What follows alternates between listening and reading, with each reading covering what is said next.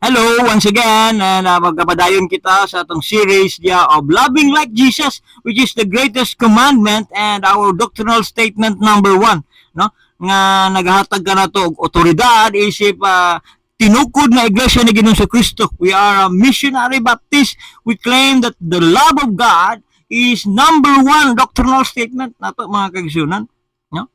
Dayon ko kamo diya sa tema nga love is the law of Moses prompt us to love God and to love one another, mga kaigsunan. Ang paghigugma, ang balaod nag-prompt ka na to, mga kaigsunan, to love God and love one another. Mo ka na atong nga lesson karon, no? Nga ikalima nga lesson na to, mga kaigsunan. We need to align our decision with expectation diya sa in line sa love nga gidefine sa Ginoo sa balaan nga kasulatan, no? Atong text mabasa nato diya, no? Matthew chapter 22 verse 37 to 39, and then mo jump kita diya sa Romans chapter 13 verse 10. Ang mabasa nato kini diya sa King James Version. Ingon siya diya, Jesus said unto him, Thou shalt love the Lord thy God with all thy heart, and with all thy soul, and with all thy mind.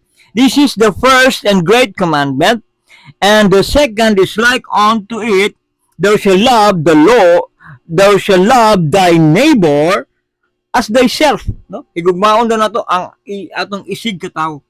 So the love for God and love for all those made in His image, gihimo diha, giumol sa Dios ang imahe, gikanan atong higugmaon sila, and that is the backbone of everything nga gisulti sa Dios sa balaan nga kasulatan, no? O mao kana, no, makita na to diha, no, giingon diha ni Apostle Pablo diha, no, giingon ni Apostle Pablo diha sa Book of Romans, atong mabasa, atong basahon mga kaigsunan. Book of Romans,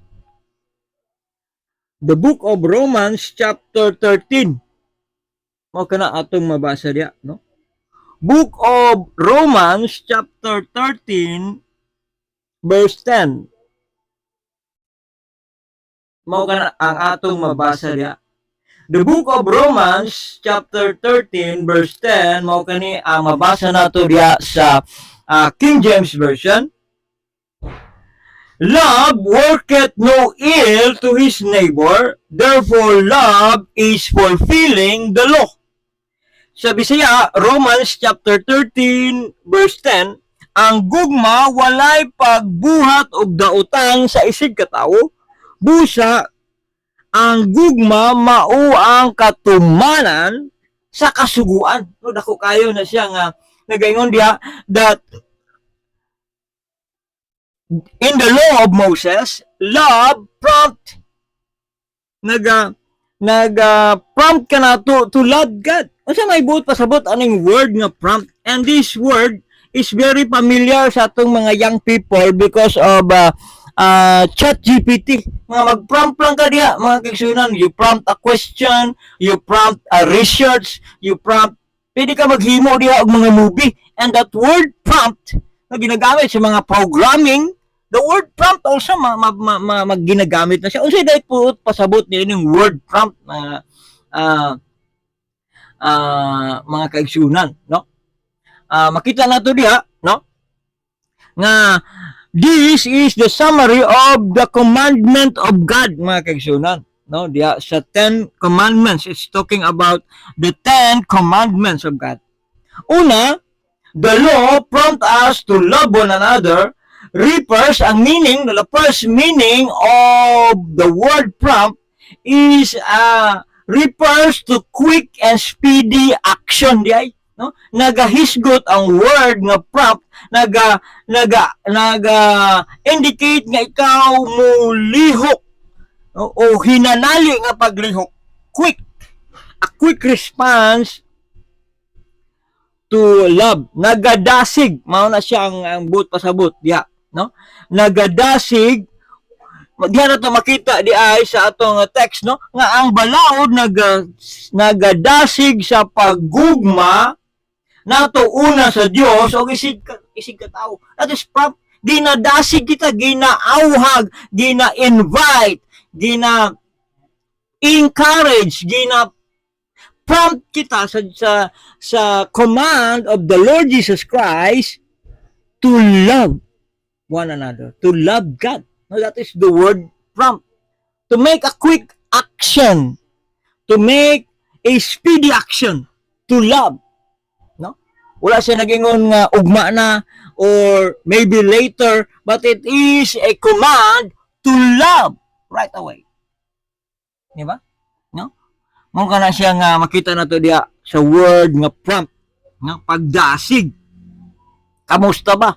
No? Usahay, we memorize all the laws and all the theological theories, but kamusta ba ang paghigugma nato sa atong Dios? Kamusta ba ang atong kadasigon diya, mga kaigsunan, no? Again, making a decision sa paghigugma nato diya sa Dios. We need to make a prompt decision to love God. Ikaduha nga meaning sa word nga prompt, it refers a cue or a reminder, or like in a play or a computer program, no, nagapa-remind siya, di ba? Usahay, di ba, kanang mga actors, mga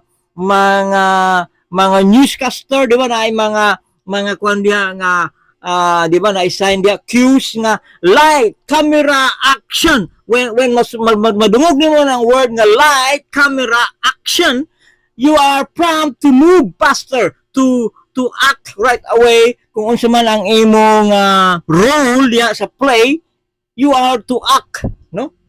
And then also, it is a computer program. You are instructing the computer to make an action sa imong gusto nga desired result. Di ba? That is also represents the law.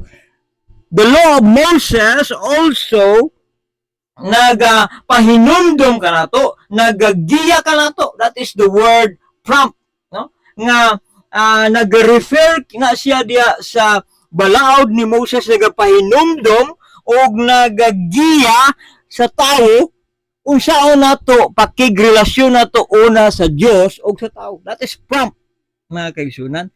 A instruction from the Lord kung unsaon nato karon paggugma ang tawag isig ka tao, di ba? That is also nga ginagamit nato sa word nato sa ChatGPT, sa AI nato diya, mga AI tools nato diya, no? We are prompting the ChatGPT to make something, di ba? Kamo na ang Dios, God also instructing us from the law of Moses to act in loving sa paghigugma sa Dios. Instruction. O bitaw nga ang Bible, di ba?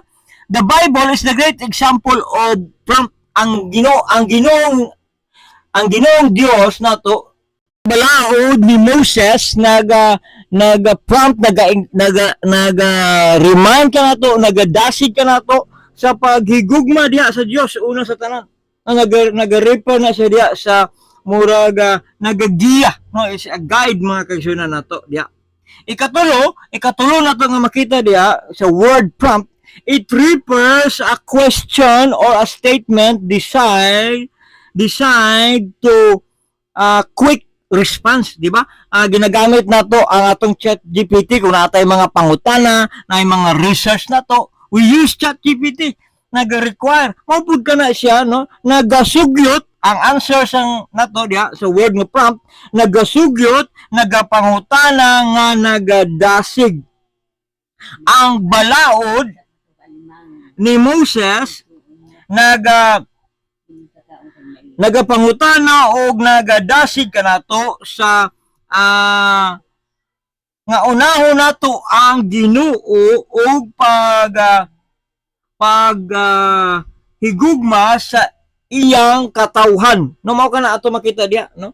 Nga gina-prompt kita, it refers a question or a statement designed to a quick response.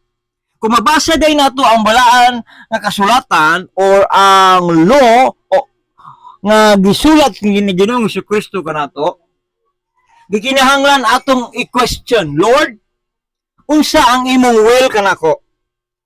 Unya, unsa ang imong ipabuhat kanako?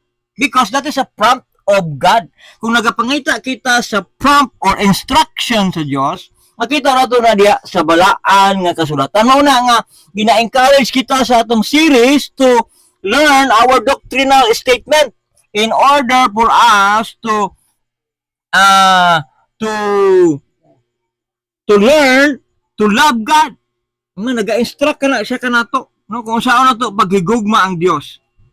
Mao kana nga makita nato diha sa ato nga topic karon nga gingon diha, the law or the 10 commandments prompt us to love God. So i-check na to, kamusta ba? Kamusta ang akong kadasigon diha, ang akong respond, especially sa kaluwasan. Kamusta ang atong respond? Kamusta ang pag-remind nato diya constantly sa pulong sa Dios? O kamusta ang atong pangutana o ang akong kadasigon diya sa pulong sa Dios, no? Mao kana ang atong reminder. Daghang salamat.